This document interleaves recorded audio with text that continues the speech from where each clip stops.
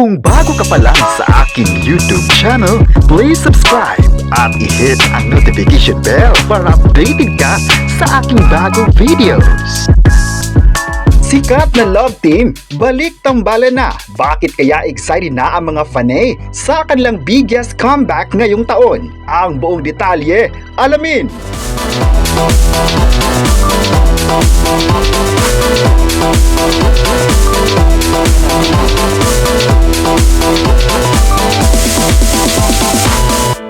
Ngayong February 3, 2026 ay marami na namang mga kaganapan sa mundo ng showbiz. Hindi na nga maiinip ang mga fanay dahil muling magbabalik ang Don Bell love team ni Donnie Pangilinan at Bel Mariano.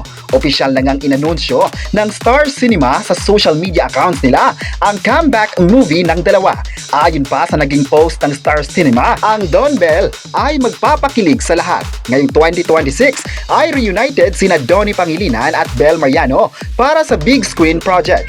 Dapat din daw itong aabangan ng mga manonood na talagang handa na ang dalawa sa nasabing proyekto. Huling napanood sa big screen ang Don Bell sa pelikulang An Inconvenient Love na ipinilabas noong 2022. Isang taon naman ang nakaraan ng huling napanood ang dalawa sa limited series na How to Spot a Red Flag.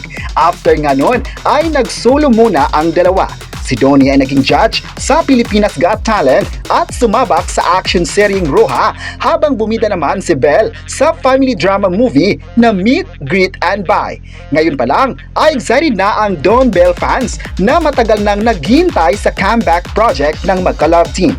Dahil dito, marami agad ang napakomment sa naging pasabog ng dalawa sa mga viewers at fans. Ayon pa nila, magandang pasabog ito ng dalawang kapamilya stars para sa mga taong nag-aabang talaga sa kanilang movie team up.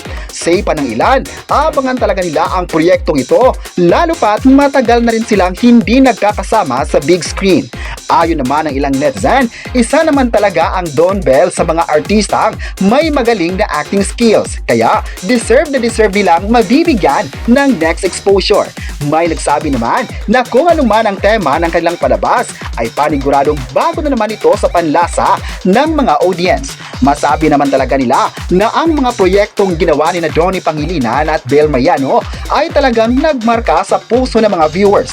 Hindi naman talaga matatawaran ang sa mga series or movies na ginawa nila sa industriyang Pilipino. Kaya kapag may mga proyekto, present na present talaga ang mga fan rito.